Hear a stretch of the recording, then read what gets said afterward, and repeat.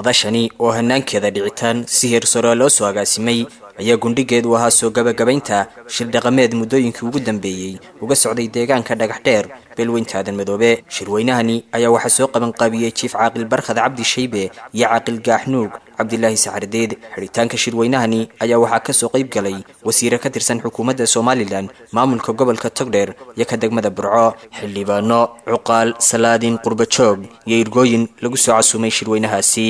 intii uu socday shirweynahani ayaa waxaa la soo saaray qodobo dhowra. waa kuwan qaar ka mid ah qodobadaasi.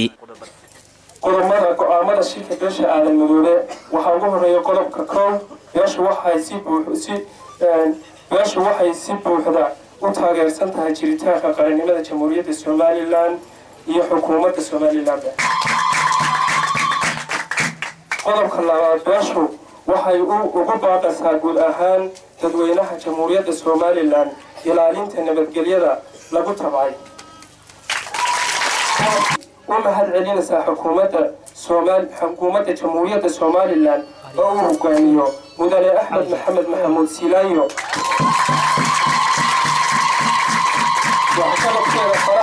وحكمت كذا فرحة بدن وحكو أوركا وحينا يسود دياريسا إن إسهامي كذا كقاعدته وحكمت كاس.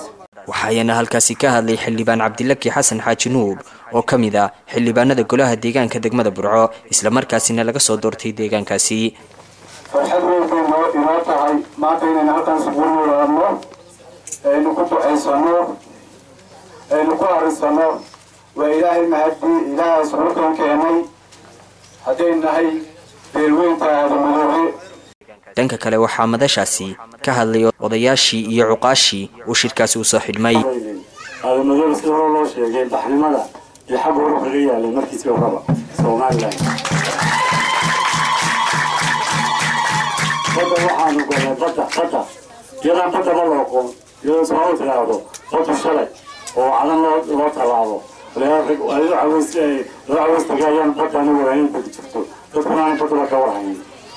in badan isma maqal kulli aan la shiray laakiin ma ku farxay heerka shirkadda qabtay ee daliis ka shiriyay taana waxaan leeyahay hadaynu qurbajoog nahay waxaanii jooga iyo waxaanii maqanba maanta madashan annaga joogna goobjoog ka ah waxaan u maleynayaa maalin ka sharaf badan oo la tilmaamo ma jirto oo aynu dhawaad aynu isugu nimi cid waliba way joogtaa. waa maalin aad iyo aad u nasiib badan madaxdeenu joogto culimadeenu joogto cuqaasheenu joogto. faraxsanay maanta anigoo intaas oo dad ah oo aan hore u arag maanta halka ku bartay. alxamdulilaahi rabbil caalamiin waana idin salaamayaa salaan aad iyo aad u wanaagsan oo idin soo gudbinaya dhammaantiin barada dumarba. bacda salaan waxaan idin leeyahay dowladii waatan lasma xanto hadhow haweenin waxba nalooma qaban waxba nalooma samaynin intii laydin sameeyeyna waa idin hortaallaa inta kale ay u baahantiina afkiina idin haya qof waliba waa inuu maanta afkiisa ku ciilbaxaa. waxaanu leenahay horta halkan MCH baanu dhisanay haddaanu nahay degmada dhagax dheer qalab ma yaallo waxa yari annagaa dhiganay dawooyinku way ku yar yihiin. wasiirkii caafimaadkaan runtii jeclayn xagla toosiyey maanta inaan halkan ka helo laakiin nasiib wanaag maanta uu ila soo haleeli waayey hawlkanuu ku jira.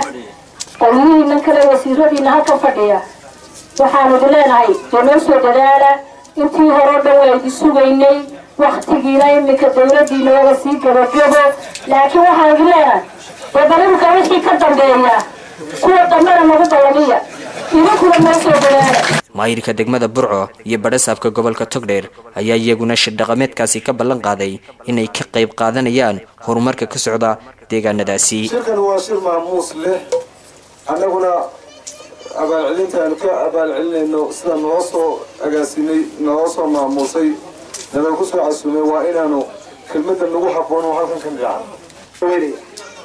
qodobadii qiimaha lahaa ee wanaagsanaa ee ka soo baxay shirkan ee weliba ka muuqatay reer magaalnimadu in badan baan ka soo qayb galay shirar beelaysan oo go'aamo ka soo baxaan anoo raacsanaya gudoomiyaha Burco xadaaradii iyo ilbaxnimadii lagu xaban jiray black adriska.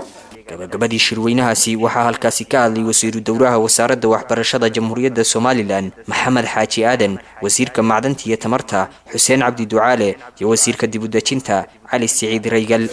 madashan quruxda badan oo ka muuqdo milkaha gobonimada sida loo soo agaasimay quruxda badan runtii aad iyo aad baan ugu faraxsanahay inaanu maanta ka soo qayb galno idin ka mid ahaano. waa sharaf iyo karaamo intanoo kale la isugu yimaado oo lagaga tashado arrimaha mustaqbaliga iyo kuwa hadda la joogay ay bulshada dowladda leedahay ee horumarka iyo xanaanka dowladnimo iyo wax wada qabsiga ku saabsan. hay shir dhaqan oo beeshu qabsatay inaanu kala qayb galno oo la faraxno oo xiritaanka u nimaadno ayuu boqor garankaygu ahaa. dhammaan qodobadii halkan ka soo baxay ee beeshana ay soo saartay dhammaantood waa soo dhaweynaynaa waxayna hayeen qiimo oo aad iyo aad u qiimo badan oo lagu casumo shirka la baxay dhagaxdheer 1 oo ay qabsatay beeshan sharafta leh ee aanu martida u nahay Aadan Maxamed ama sida loo yaqaan Aadan Madoobe. qodobadii ka soo baxay shirka ee wax ku oolka lahaa aad iyo aad baan u soo dhaweynaynaa. waa qodobo muhiim ah oo anfacaya. intaasi kadib waxay wasiiradani xariga ka jareen mashaariic horumarineed oo xukuumadda Somaliland iyo qurba joogta deegaankani u dhalatay ka hirgeliyeen deegaanada Dhagaxdheer iyo Dhalyarey. Aadan Cabdikariin Maxamuud, Aadan Garasho, telefishinka caalamiga bulsho gudaha magaalada Burco.